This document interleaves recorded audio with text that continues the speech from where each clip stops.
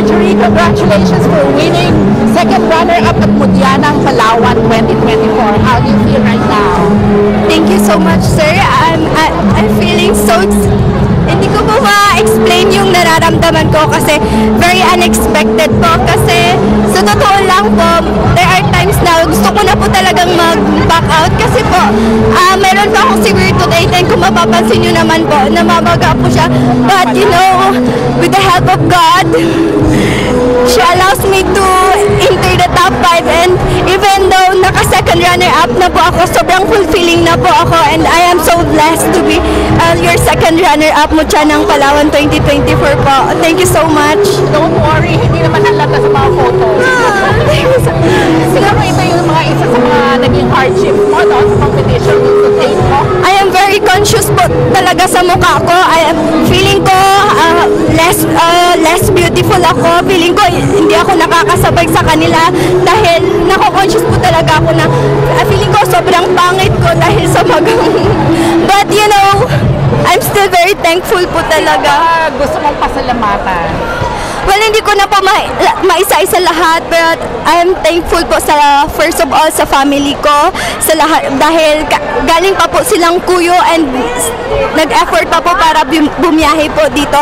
And sa lahat po ng organizers, committee and sa lahat po ng co-candidates ko po and especially po kay God. Lahat po lang papuri po ay sa kanya lang po. Grabe no, galing pa sila ng kuyo. Kuyo is an island na medyo north, malapit na sa Antique. So, ang layo-layo nun. So, sino mga pinaka-closest mo sa group na to?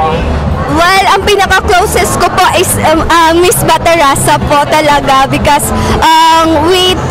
nagkaroon po kami same po ng training center na pinasukan. Then, all the way po from the start, siya po talaga yung kasama ko po.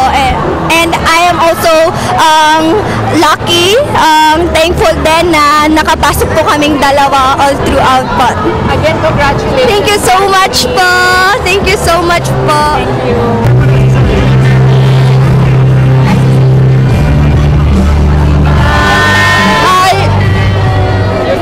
Miss Busuanga, Risha Angela Bacores, congratulations for winning first runner-up at Mutianang Palawan. How do you feel right now?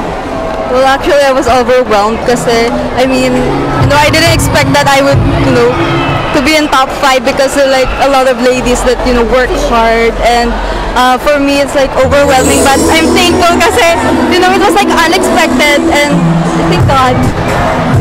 Mga pasalamatan. Well, actually, my parents, my family, every Busuangueña who supported me throughout my journey ever since I won Mutianang Busuanga and then now in Mutianang Palawan as first runner-up. And I'm so thankful and, their support like kind of warmed my heart and it felt like it is already a milestone for me. Ikaw ang second na pinakamaraming online likers sa mga photo. Ano ba sasabi mo? Well, actually, I didn't expect it because I am that kind of person. I wasn't that kind of person na nagpo-post a lot on social media. Like, more on my personal. Pero like, since you're a mutya, you should post things and kind of thankful with my team kasi sila talaga yung nag-work hard and, I'm so blessed with my team. For you, what is the hardest part of the competition and how are you able to cope up with it? Well, actually, the hardest part of the competition is, you think that to yourself that you're not enough of this part, like you're questioning somehow na, am I really enough or is this something for me? But, now it feels like, I'm so blessed of all the things that I have and I'm just like thankful for everything. Again, congratulations. Thank you. Thank you.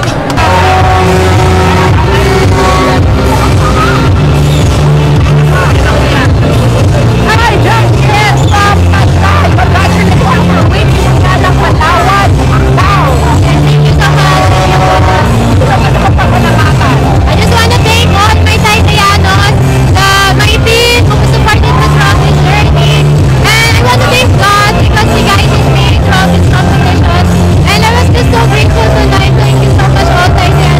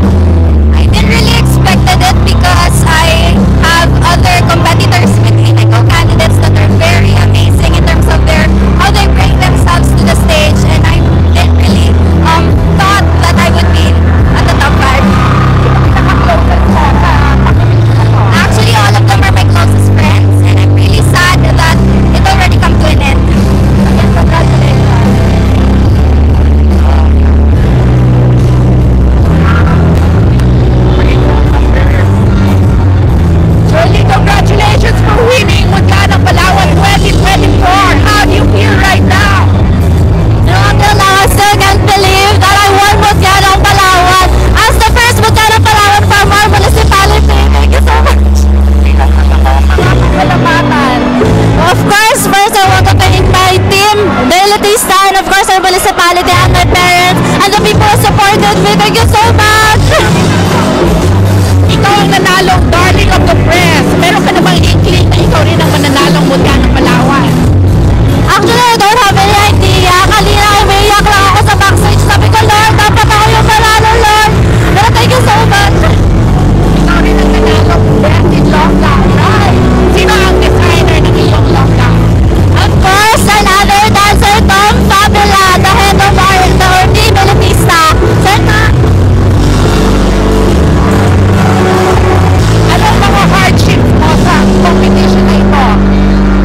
first, yung doubt ko sa sarili ko, that is the most hardship na na-experience ko talaga. And yung training and all. Pero overall, worth it lahat kasi Sino nga naging pinaka-closest mo sa competition na to? my teammates, Bisa Borland, Rojas, and Cagayan